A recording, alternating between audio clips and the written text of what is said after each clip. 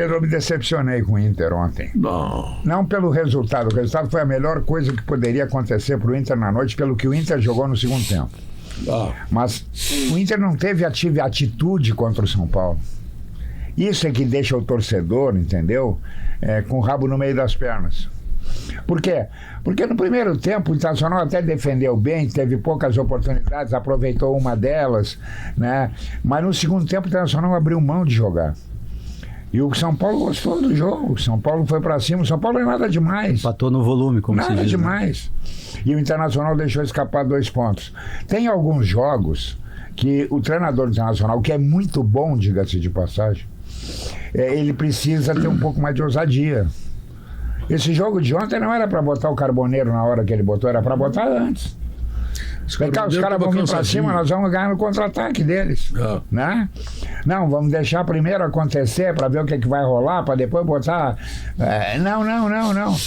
Podendo matar, mata logo. Isso é igual mosquito. Se tu não matar o mosquito vai te morder. Pedro, olha só, ele pode ter tido 2 erros, o Pesolano. Tirar o Alan Patrick, não deixar o Alan Patrick nos minutos finais, que é o único cara que retém a bola. A partir dali o Inter, a bola ficou longe do pé do Inter. Não ter colocado um jogador de contra-ataque, o Carboneiro, né? Porque se tu quer jogar no contra-ataque, tem que ter um jogador de contra-ataque, com o drible e o Carboneiro. Mas, Pedro, eu perdoo o Pesolano. O Maurício não está aqui ainda, mas o Maurício tem uma frase que é a seguinte: por esse tipo de jogo, com 4 volantes, conservador, feio. O time dele é ruim. Né? Mas é que ele tem a consciência das limitações do time dele. Ontem a gente discutiu aqui, o Maurício fez a ideia assim: são pontos inegociáveis. Eu disse assim: olha, contra o Inter. E o Grêmio também, mas mais o Inter, tudo é negociável. O time é fraco. O Maurício usa uma frase que é a seguinte: a ovelha não voa. O Inter não vai ganhar 3 partidas seguidas. Não, peraí. Se ele fizer essa conta, ganha 2 jogos, empata 1, tá tudo certo. Cheguei aqui, falei com o nosso operador de mesa, o grande Figurelli, que fez uma frase definitiva, que eu achei absolutamente perfeita. Como o Inter luta para não cair, esse é o campeonato do Inter, conforme diz a maioria de vocês na mesa, o Inter ganhou 1 ponto. Não, o Inter ganhou 1 ponto. Não dá pra considerar que é ganhar ponto. Então briga com o Figurelli. O Figurelli, eu respeito muito. O Figurelli é um homem de opiniões fortes, mas... e não acontece, porque o jogo é no Beira-Rio. E ele pode nos tirar do ar também. O jogo é no Beira-Rio. O jogo tá 1-0 pro Inter.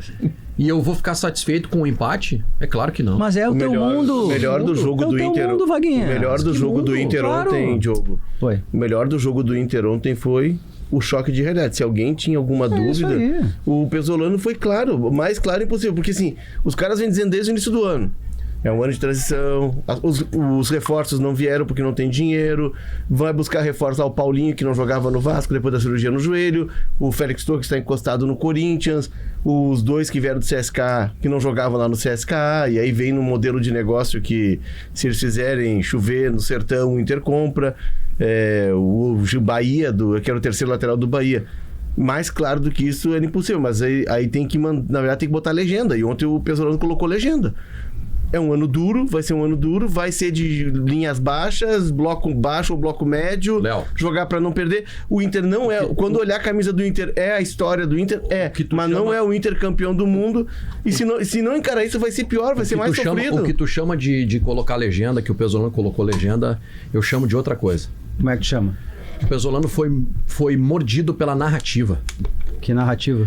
A narrativa de que é um ano de transição. Então deixa eu te fazer uma pergunta.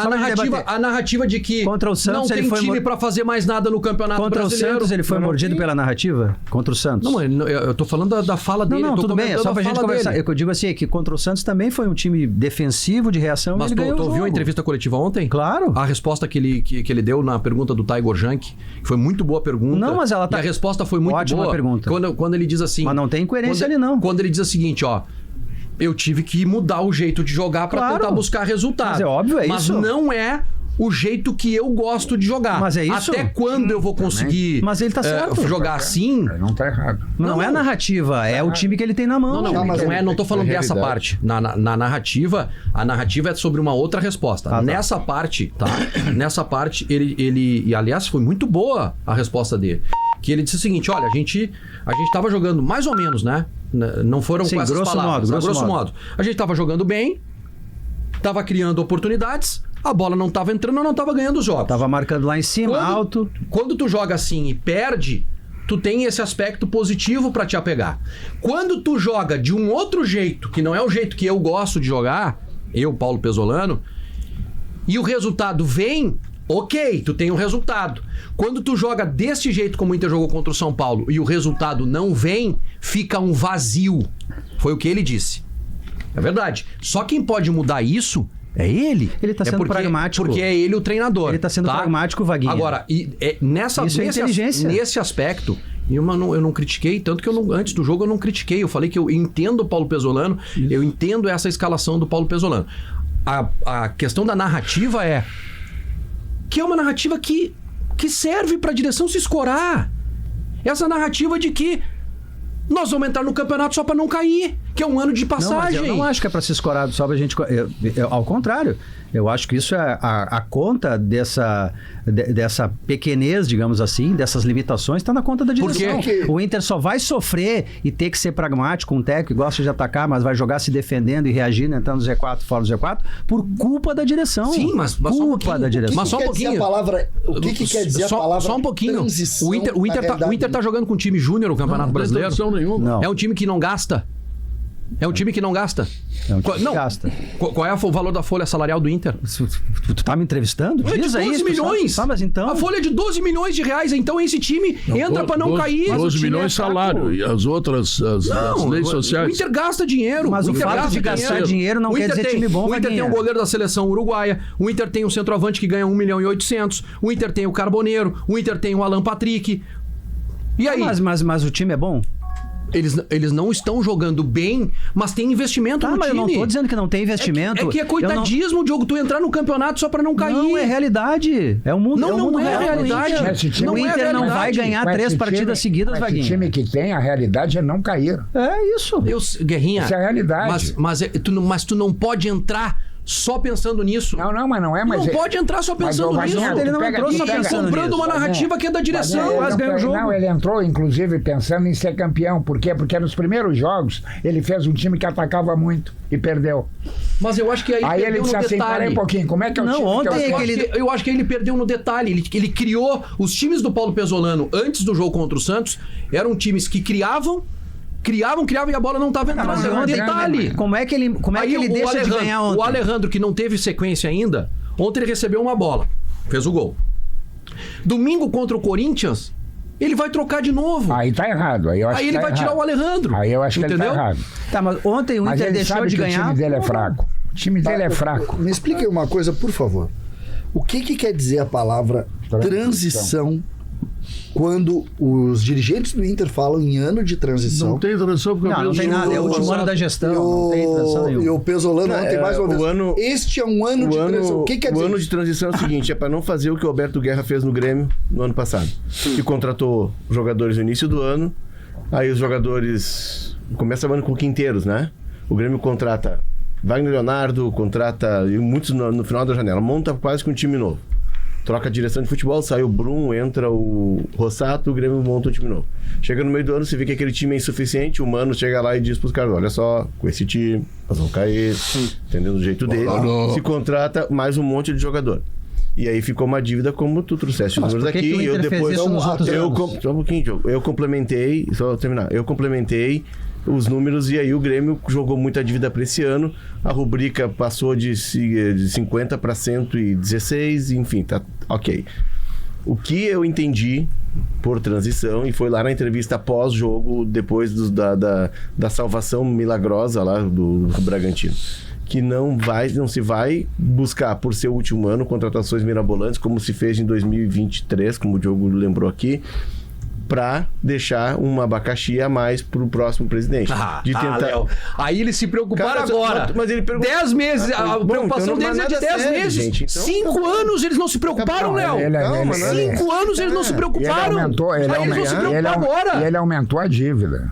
Vamos deixar claro. Quase Ele dobrou a dívida. Pegou com dívida, mas aumentou absurdamente. Eu não acredito nesse discurso, tá? Eu não acredito nesse discurso. E eu tô te dizendo. Eu acho que dá pra evoluir diante dessa discussão. Dentro dessa discussão dá pra evoluir. Só tô dizendo que o que eu entendi, pode ser que seja outra coisa. Mas pode ser que transição seja de mudar a presidência pro vestiário e botar o vestiário na presidência. Léo, essa tua, eu acho totalmente pertinente. E ele, tu entendeu e tu acredita nisso?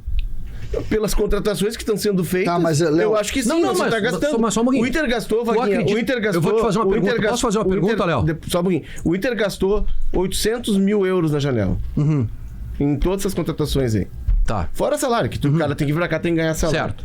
Se isso aqui não é uma puxada de freio pra não deixar mais pesado ainda o manche pra quem Deixa eu fazer uma pergunta pro Léo. Se a cidade quer falar. Tu acredita que essa gestão tem preocupação com o futuro do Inter?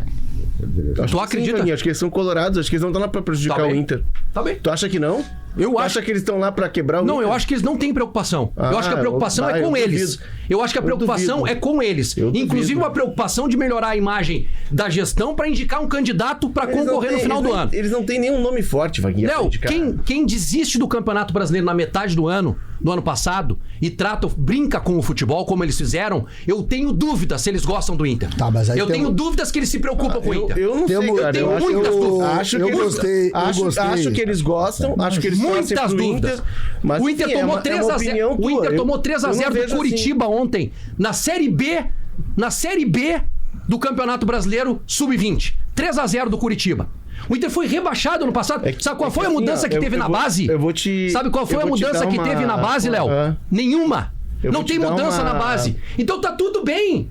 Aí agora eles passaram 5 anos na gestão e agora, em 12 meses, nós vamos melhorar o abacaxi. Ah, Léo, pelo amor de Deus, eu não acredito nisso. Eu não disse que vai melhorar. Não diz o que eu não digo, cara. Te acalma. Tu, olha só, eu vou te dizer o seguinte. Se tu continuar nervoso desse jeito, se tu continuar se estressando desse jeito, tu não vai chegar a julho. Porque o ano é o que o Pesolano disse ontem. Te prepara. Não, mas ele foi adianta. No Rossol hoje. Não adianta. Tem que ir procurar outros especialistas. Olha só, também, além do Rossol, que é craque. Desculpa. Vaguinha, é o meu jeito de comunicar quando eu tenho algo que me incomoda. Tá tudo bem, tu é passional, tu é intenso, e tá tudo bem, tu sabe que a gente tem uma relação muito boa, eu gosto muito. E é craque. Fica craque, fica tranquilo. Dele?